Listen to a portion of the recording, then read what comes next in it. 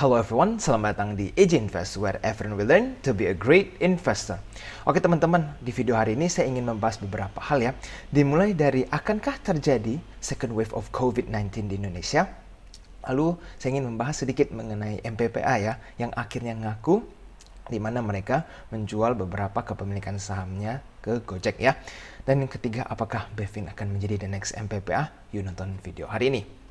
Nah, teman-teman, kita tahu ya, IHSG is starting on Monday ya. Besok IHSG akan mulai, market akan kembali. Nah, welcome back bagi para investor yang sudah menikmati long holiday ini ya. Liburnya cukup panjang, kita juga mungkin sudah banyak yang istirahat dan refreshing, sehingga kita sudah harus mulai bersiap-siap lagi nih menghadapi market yang akan segera dibuka. Oke teman-teman?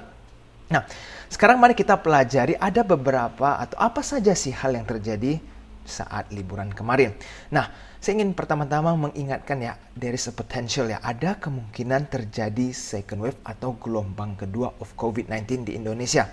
Nah, mungkin para investor sudah banyak mengikuti ya berita-berita during the weekend ya, atau during the holiday. Nah, ini saya ada satu berita dari CNN Indonesia. Yuk kita langsung lihat apa sih berita tersebut. Nah teman-teman, ini adalah berita dari CNN Indonesia ya, yang dimana judulnya adalah hari kedua Lebaran Ancol dikunjungi 39.000 wisatawan. Ini adalah foto yang diambil ya, ini di situasi Ancol teman-teman. Dan ingat, ini adalah during the COVID ya, di saat wabah masih berkeliaran, di mana COVID masih merajalela, dan ini adalah kira-kira tampaknya Ancol di saat Lebaran kemarin ya. Saya juga ingin memperlihatkan ada sebuah cuplikan video yang mungkin teman-teman kalau lihat ada gambaran nih apa yang terjadi di saat Ancol kemarin ya. Ini saya akan mute, teman-teman bisa lihat. Jadi ya teman-teman bisa tahu, inilah situasi Ancol kemarin pada saat liburan Lebaran ya. Nah, begitu banyak orang, dan kita lihat nih, memang sih ada beberapa yang menggunakan masker, tetapi lebih banyak yang tidak menggunakan masker ya. Dan walaupun menggunakan masker, mereka taruh ke bawah begitu. Jadi sepertinya protokol kesehatan sudah sangat sulit terjaga. Ini baru di Ancol doang ya teman-teman. Nih lihat begitu banyaknya orang, seolah-olah sudah nggak ada COVID lagi nih. Dari mulai orang dewasa, ada bawa anak kecil, dan segala kalangan ya. Mereka semua menikmati liburan. Nah, sebenarnya tidak ada masalah untuk berliburan ya, tetapi kalau bisa ya tetap menjaga protokol kesehatan. Tetapi kalau seperti ini tampaknya sudah agak sulit, sehingga apa? Menurut saya pemerintah sudah bersiap-siap nih. Mereka sudah bersiap-siap untuk mengantisipasi jika terjadi gelombang kedua. Oke teman-teman? Nah sekarang setelah kita melihat situasi di Ancol ya, kita lihat berita yang satu ini adalah dari CNBC Indonesia, di mana judulnya adalah COVID menggila, Singapura, Malaysia, hingga Taiwan terjadi lockdown. Dan ini beritanya di tanggal 16 Mei ya teman-teman, pagi-pagi tadi. Jadi teman-teman mungkin sudah ikuti berita di mana kalau kita tahu India itu sudah terjadi spike of COVID begitu tingginya. Tingkat kematian juga sangat banyak, perharinya itu ada banyak sekali orang meninggal karena COVID, dan juga terkena kasus baru di India itu sudah sangat spektakuler ya. Nah tetapi bukan hanya terjadi di India saja teman-teman, kita lihat sekarang di Taiwan, dimana kalau kita lihat Taiwan itu sudah sebenarnya di bawah 50 terus ya, tiba-tiba terjadi lonjakan di atas 150. Kita tahu loh ya, Taiwan itu nggak pernah terjadi outbreak yang sangat menggenaskan, tetapi tiba-tiba ada terjadi spike begini nih, lihat di 185 di tanggal 15 Mei. Nah, sekarang berikutnya adalah Malaysia. Mungkin para investor juga sudah tahu Malaysia terjadi lockdown kembali ya. Dan ini adalah situasi Malaysia di mana waktu itu sempat terjadi spike ya. Lalu sudah oke, mereka di bawah 2000 bertahan dan mulai kembali spike, sehingga mereka harus terjadi lockdown kembali. Nah, jadi saya ingin mengajak para investor untuk mengkaji kembali. Jika Indonesia mulai terjadi second wave ya, atau gelombang kedua, dan mengakibatkan PSBB lagi ya, diperketat atau lockdown, maka ini akan terjadi dampak yang tidak baik bagi perekonomian Indonesia ya, perekonomian Indonesia. Nah, kalau misalnya itu terjadi juga mungkin sektor-sektor lainnya akan terkena kembali dampak COVID seperti tahun lalu ya. Mungkin tidak se ekstrim tahun lalu, tetapi sedikit banyak akan mendampak negatif jika kita menerapkan lockdown kembali ya teman-teman. Nah ini saya ingin menyampaikan supaya teman-teman bisa mengkaji kembali nih kemana arahnya perekonomian Indonesia jika terjadi lockdown berikutnya, oke? Nah jadi teman-teman, kalau menurut saya, jika memang terjadi second wave di Indonesia ya, retail ya, sektor retail akan kembali tertekan. Ya kan, karena kalau misalnya lockdown ya orang akan sulit untuk berpergian keluar, kafe-kafe akan sulit lagi ya, restoran-restoran atau perhotelan juga akan masih terkena kendala. Nah, sehingga kalau misalnya memang terjadi adanya lockdown, perjalanan untuk bebas COVID ini masih panjang ya teman-teman. Lalu selanjutnya ada perbankan mungkin juga akan sedikit tertekan, di mana orang-orang yang biasanya berbisnis seperti biasa meminjam kredit dari bank, kalau misalnya terjadi lockdown pasti akan terjadi dampak ya negatif untuk perekonomian atau pembisnis, sehingga perbankan juga mungkin akan mengalami tekanan. Walaupun tidak se-ekstrim tahun 2020, tetapi pemulihan dari sektor perbankan mungkin akan slow down ya kalau memang adanya lockdown. Nah, jika lockdown juga kembali dilakukan, maka industrial atau sektor industri juga mungkin sedikit terganggu. Nah, sektor yang akan bertahan atau bahkan mendapatkan benefit dari ini mungkin di sektor farmasi. Kenapa? Jadi, sektor farmasi ini mereka kan bertanggung jawab untuk penyebaran vaksin ataupun mereka menampung masyarakat yang dirawat di rumah sakit, dan juga mereka ya menjual obat-obatan ya. Sehingga kalau misalnya semakin banyak orang yang terjangkit COVID dan perawatan, maka sektor farmasi yang mungkin akan bertahan atau bahkan mungkin perform dibanding sektor-sektor lainnya ya teman-teman. Nah, kira-kira ada sektor farmasi apa saja nih? Ini saya bagi ya. Ada grup 1 dan grup 2, di mana grup 1 itu lebih kayak obat-obatan dan mereka punya servis-servis ya seperti Inaf, KF, IRA, KLBF, PIFA, dan Zebra. Nah, kalau Zebra ini itu mereka fokus untuk distribusi vaksin contohnya. Nah, kalau KLBF ini mereka bekerja sama dengan Korea untuk mengadakan tes COVID lebih gampang ya, ataupun bahkan membuat vaksin baru dan secara tradisional dan lain-lain. Nah, kalau misalnya IRA, itu jarum suntik, kita tahu ya mau seperti apapun vaksinnya ya tetap kita butuh jarum suntik, dan IRA itu akan dapat benefit oleh karena itu. Nah, kalau dari grup 2 itu lebih ke rumah sakitnya seperti Silo, SEM, Mika, atau Prodia, di mana banyak orang melakukan tes ya, swab tes lah, PCR dan macam-macam lainnya, ataupun DGNS. Nah, jadi ini ada sedikit perbedaan walaupun mereka sama-sama grup 1 dan 2 ini bergerak di sektor kesehatan, tetapi mereka ada sedikit perbedaan. Nah, jadi ini akan kembali ke masing-masing para investor ya, lebih tertarik untuk berinvestasi di grup yang mana. Apakah para investor lebih suka ke Zebra, di mana mereka lebih fokus mendistribusi vaksin, atau ke bagian rumah sakit seperti Silo, SEM, atau Mika, di mana mereka juga akan harus menampung ya banyak orang-orang yang terkena COVID ini yang dirawat di rumah sakit ya. Jadi yang menurut saya adalah seperti Prodia, mungkin teman-teman nanti bisa cek saham Prodia itu terus naik. Kenapa?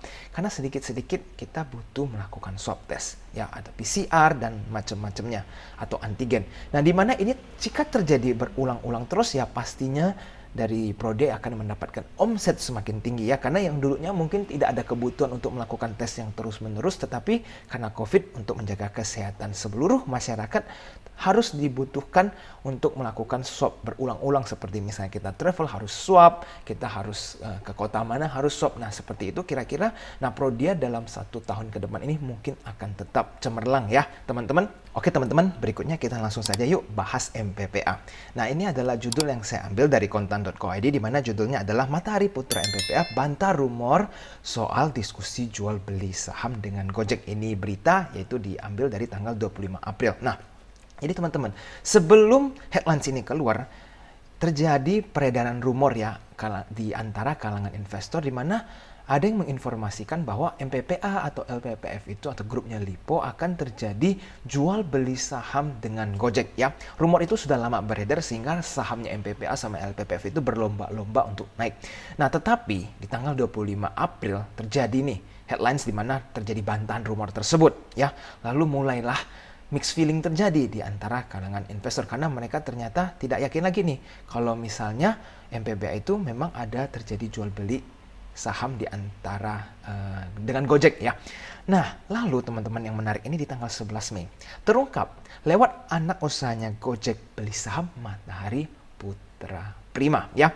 Dimana kalau kita lihat di bulan April mereka bantah ini berarti kan sudah mengkonfirmasi bahwa tidak terjadi. Tetapi tidak sampai 1 bulan setelah itu terungkap bahwa memang terjadi jual beli nih antara Gojek dan MPPA. Nah, ini mungkin sudah bukan pertama kalinya ya. Mungkin beberapa tahun lalu di saham Bank Jago ya, ada bantah-bantahan, lalu ternyata benar. Nah, lalu sekarang MPPA juga awalnya ada rumor, ya stage 1 rumor, lalu terjadi bantahan, di stage kedua, lalu di stage ketiga ternyata memang benar. Nah, ini sepertinya apa? Kita lihat di Indonesia ini rumor ini beredar sangat cepat ya. Kita nggak tahu sumbernya dari mana, tetapi rumor ini tidak bisa sepertinya dijaga rahasia sehingga belum saatnya diumumkan, tetapi rumor tersebut sudah diketahui di kalangan investor. Ini investor-investor Indonesia luar biasa sekali ya, rumornya cepat banget insidernya.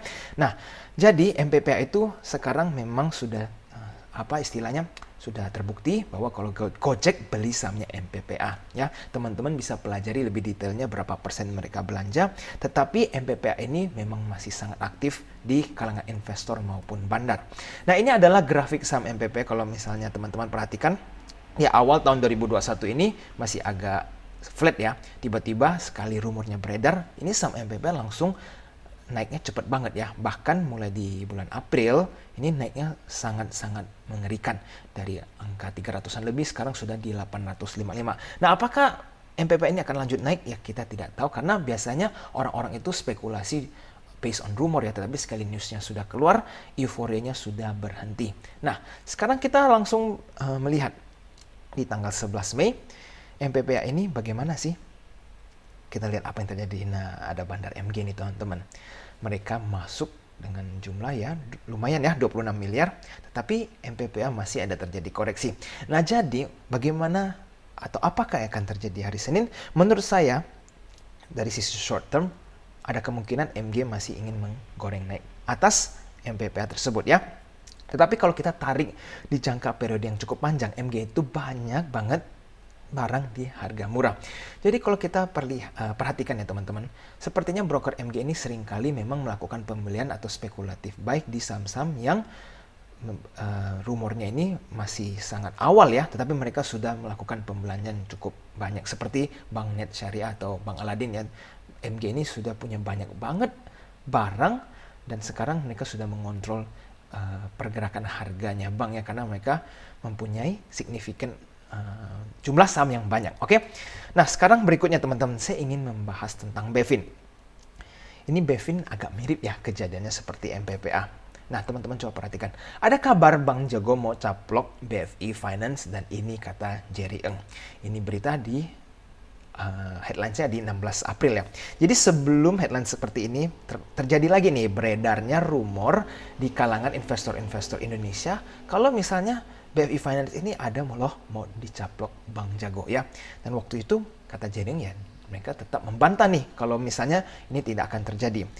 Nah, lalu di tanggal 20 April muncul lagi nih berita OJK terima laporan rencana akuisisi dan merger pelaku bisnis Multifinance. Nah, ini jelasnya seperti apa kita tidak tahu ya, tetapi OJK sudah terima laporan. Dan Multifinance itu ya ada ADMF, ada juga Bevin dan masih ada sekian banyak Multifinance lainnya. Tetapi yang beredar yaitu rumor seputar Bevin ya teman-teman. Nah, Bevin ini sekarang kita lihat dari sisi grafik yaitu di 655. Nah, ini adalah harga yang dimana Bevin ini dekat area supportnya ya. Kalau teman-teman lihat di sebelum-sebelumnya 655 ini mereka sempat stuck ya. Artinya saat menyentuh harga 655 mereka ada terjadi rally. Lalu mereka akan terjadi koreksi lagi di kisaran sampai harga 655 dan mereka akan rally kembali. Nah, sekarang Bevin ini menarik dari sisi harga ya, karena mereka sudah berada di garis supportnya. Jadi, apakah rumor tersebut benar atau tidak tentang akuisisi dari Bank Jago atau mereka merger atau sejenis itu? Tetapi dari sisi harga, Bevin ini sudah cukup aman untuk dilakukan spekulatif buy atau terjadi pembelian ya, karena bergerak di garis supportnya. Nah, sekarang kita lihat yang satu ini. Di tanggal 22 April ya teman-teman. Bantah akuisisi Bevin, Bank Jago akui gandeng Multifinance demi pacu kinerja.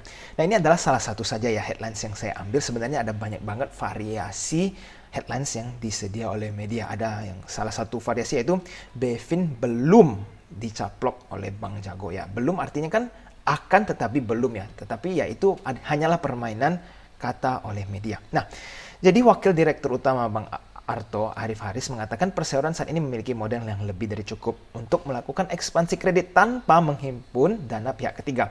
Bahkan dia memperkirakan dana pihak ketiga baru dirasakan kebutuhannya dalam 24 bulan ke depan. Jadi istilahnya masih panjang. Dan waktu itu memang sih ada surat resmi di mana kalau Bank Jago itu tidak membantah tentang akuisisi BEFIT. Nah, jadi apakah ini akan kembali mirip ya situasi dengan MPP di mana ada stage 1 rumor, yaitu stage kedua terjadi pembantahan supaya retail-retail ini mulai istilahnya ragu nih, apakah ini hanya rumor atau beneran. Lalu stage ketiga yaitu terjadilah kenyataannya di mana ternyata memang BEFIN akan terjadi di akuisisi. Nah, sekarang saya tidak ingin melakukan menjanjikan kepada para investor di mana saya pasti yakin 100% kalau BEFIN ini akan diakuisisi oleh Bank Jago. Saya juga tidak tahu apakah rumor ini benar atau tidak. Tetapi yang saya yakin adalah BEFIN ini akan melakukan gerakan yang signifikan ya dalam waktu dekat. Mungkinkah itu akuisisi atau merger atau justru BEFIN yang malah bekerja sama dengan pihak-pihak lain? Nah, itu kita tidak tahu selengkapnya seperti apa. Nah, saya ingin berbagi ya teman-teman, ini adalah informasi di mana di tanggal 25 Mei nanti akan ada RUPSLB ya, di mana dengan mata acara teman-teman bisa baca melakukan kerjasama pembiayaan dengan bank. Nah, ini poin yang menurut saya cukup menarik untuk kita perhatikan. Melakukan kerjasama pembiayaan dengan bank, sekuritisasi dan mendapatkan pinjaman dari berbagai sumber pendanaan dalam kegiatan usaha normal perseroan. Melakukan kerjasama pembiayaan dengan bank, sekuritisasi dan mendapatkan pinjaman dan berbagai sumber pendanaan dan kegiatan usaha normal perseroan. Nah, kalau teman-teman lihat, jadi di tanggal 25 Mei nanti, menurut saya ya RUPSLB ini akan sangat signifikan ya. Jadi teman-teman harus menantikan apa yang akan diinformasikan setelah rapat selesai. Nah, jadi apa yang bisa kita lakukan dari momen besok Senin ini sampai nanti RUPSLB dilakukan? Kita harus melihat atau pelajari pergerakan BEFIN ini. Apakah masih tetap low volume di mana tidak ada terjadi transaksi, atau bandar justru diam-diam sudah mulai mengakumulasi saham BEFIN ini di saat orang-orang masih tidak yakin nih dengan rumor-rumor BEFIN ini, oke? Jadi menurut saya it's a good speculation buat teman-teman para investor yang belum punya posisi sama sekali di BEFIN, apalagi dengan harga yang disupport sekarang ya.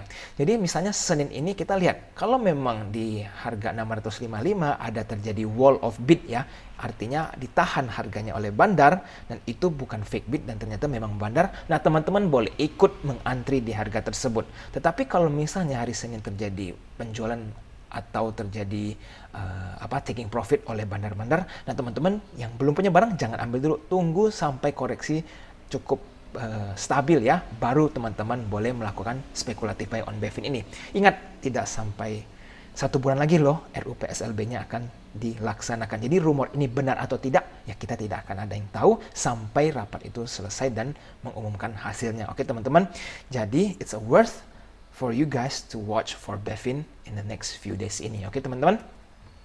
Nah, saya ingin tetap mengingatkan kepada para investor semua untuk not to overspend ya. Jangan merasa harga sudah murah, IHSG sudah cukup murah di bawah 6.000 dan teman-teman belanja asal-asalan atau banyak-banyak saham ya. Kita tetap harus bisa stay objektif dengan banyaknya ketidakpastian seperti potensi second wave of COVID, ekonomi Indonesia yang masih tidak tahu akan pulih sepenuhnya kapan ya. Maka sangat dianjurkan untuk berhati-hati dalam melakukan pembelanjaan saham ya teman-teman. Masih banyak waktu kok untuk beli saham, tidak harus bulan ini, bisa saja bulan depan sambil kita pantau situasi COVID di Indonesia ya. Jadi kita harus tetap juga pelajari pergerakan dana asing, apakah mereka sudah mulai optimis terhadap Indonesia atau mereka masih taking profit atau bahkan exit dari Indonesia. Itu semua harus kita pertimbangkan sebelum berbelanja di saham, oke? Nah teman-teman, kira-kira sampai di sini dulu ya. Jangan lupa untuk follow Instagram AJ Invest. Bagi kalian yang mungkin baru pertama kali bergabung, di sana teman-teman bisa mendapatkan quick update serta melihat testimoni yang sudah bergabung dengan grup premium AJ Invest. Nah bagi kalian yang suka dengan video ini, jangan lupa untuk tekan tombol like-nya ya. Dan subscribe channel AJ Invest supaya tidak ketinggalan dengan informasi terbaru seputar saham. Oke, sampai jumpa di video selanjutnya. I'll see you again next time. Bye-bye.